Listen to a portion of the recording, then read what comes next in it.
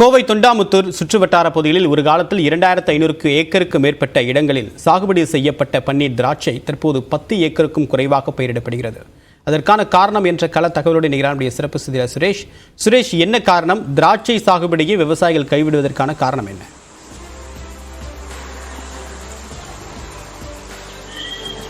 தேவைப்படுகின் கண்டிப்பாக பார்த்தீங்கன்னா கோவை தொண்டாமுத்தூர் சுற்று வட்டார பகுதிகளில் 90களில் பார்த்தீங்கன்னா 2500 ஏக்கருக்கு மேலே வந்து பன்னீர் திராட்சை சாகுபடி செஞ்சுட்டு இருந்தாங்க. அதே நேரத்தில் பார்த்தீங்கன்னா கோவை தொண்டாமுத்தூர் பகுதியில் மையமாக வச்சு திராட்சை கொள்முதல் உற்பத்தி சங்கம் அப்படின்னு சொல்லி ஒரு சங்கத்தை ஆரம்பித்து அதில் 400க்கும் மேற்பட்ட உறுப்பினர் இருந்தாங்க. உறுப்பினர்கள் என்ன பண்ணுவாங்கன்னா அவங்க வந்து பூச்சிக்கொல்லி, உரம் உள்ளிட்ட பொருட்களை வந்து விவசாயிகளுக்கு குறைஞ்ச விலையில் கொடுத்துட்டு வந்தாங்க. அப்போது வந்து நல்லா சாகுபடி அதிகமாக இருந்துச்சு, விவசாயம் செழித்துட்டு வந்துச்சு. தற்போது பார்த்திங்கன்னா இப்போ இருக்கிற நிலைமையில் பார்த்திங்கன்னா 2024 இப்போ நம்ம பார்க்கும்போது 10 ஏக்கராக்கு மேலே இப்போ வந்து திராட்சை சாகுபடி குறைஞ்சிருக்கு.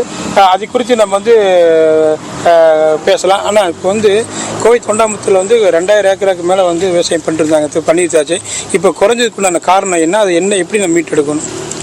பெரியசாமி, முன்னாள் திராட்சை உற்பத்தியாளர், ஈட்டிபாளையம் கிராமத்தைச் சேர்ந்த நாங்கள் கடந்த 2001 முதல் 2012 வரைக்கும் வந்து திராட்சை உற்பத்தி அதிக அளவில் பண்ணிட்டு வந்தோம். கிட்டத்தட்ட ஒரு 500க்கும் மேற்பட்ட உறுப்பினர்கள் நாளடைவில் வந்து பெருகி அதிகப்படியான திராட்சை உற்பத்தி செய்து வந்தோம். காரணம் என்னன்னா, ஓரளவுக்கு அதில் லாபங்கள் இருந்தது. மற்ற பயிர்களையும் காட்டிலும் திராட்சை வந்து உற்பத்தி வந்து கொஞ்சம் ஆளுகள் எல்லாம் நிறைய கிடைத்தாங்க. நம்மளுக்கு வந்து உற்பத்தி செய்கிற செலவு போக ஒரு ஏக்கருக்கு 60,000 முதல் 70,000 லாபம் விட்டது. அந்த திராட்சை பொறுத்தவரை 1.5 ஆண்டு கால பயிர். அதாவது நம்ம ஒரு ட்ரிப் நடவு பண்றோம், குச்சி நடவு போட்டோம்னா 1.5 ஆண்டு காலம் தான் அறுவடை பண்ண முடியும். அந்த பயிரை வந்து 10 வருடத்துக்கு மேல நாம வந்து பராமரிச்சுக்கலாம். மாற்று பயிர்கள் பண்ண வேண்டியதில்லை, அழிச்சு பண்ண வேண்டியதில்லை. அதனால அது எல்லாமே விரும்பி நாங்க போட்டோம். அது மட்டுமல்ல, தேசியமயமாக்கப்பட்ட வங்கிகளில் வந்து திராட்சைக்கு தனி வந்து வங்கி கடனே கொடுத்தாங்க. அதை நிறைய விவசாயிகள் பெற்று பயனடைஞ்சாங்க. இப்படிதான் திராட்சை உற்பத்தி நாளுக்கு நாள் அதிகரித்து வந்தது. இது வந்து அதிகமாக தேனி, கம்பங்க ஆகிய மாவட்டங்கள் இருந்து தான் இருந்தது. அங்கிருந்து தான் நாங்கள் இங்கே ஆட்கள் கூப்பிட்டு வந்து இங்கே பண்ணணும். நாளடைவில் அது வந்து இந்த ஏரியா தொண்டாமுத்தூர் ஏரியா பூரா நிறைய பெருகுச்சு.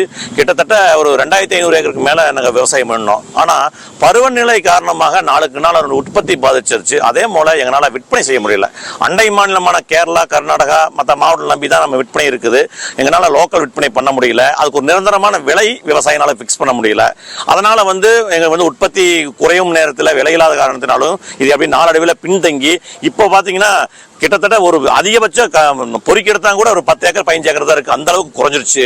இது இந்த குறைந்து வரும் திராட்சையை வந்து அரசாங்கம் எந்த விதமான கவனம் செலுத்துறது இல்லை. எந்த ஒரு விவசாயம் பண்ணாலும் கூட அது வந்து ஏன் குறையுதுங்கிற ஒரு கணக்கெடுப்பை நடத்துறோம். எதற்காக வந்து விவசாயிகள் வந்து அதை கைவிட்டு வெளியே போறாங்க, அவங்களுக்கு ஏன் கட்டுப்படியான விலை இருக்குது, விவசாயி கூட கலந்துரையாடி தனியாக ஒரு குழு அமைச்சு அது கண்காணித்து அதுக்குள்ள நடவடிக்கை எடுத்தால் மட்டும்தான் அது முடியும். அது மட்டுமல்ல, விவசாயிகளை பொறுத்தவரை எந்த பயிர் அதிகமாக லாபம் ஈட்டுதோ அந்த மாதிரியான பயிர்களுக்கு மாற்று பயிர்களுக்கு போறாங்க. இந்த மாதிரியான திராட்சை உற்பத்தி இன்று கிட்டத்தட்ட ஒரு 10% தான் இருக்கிறது. 90% குறைந்து விட்டது.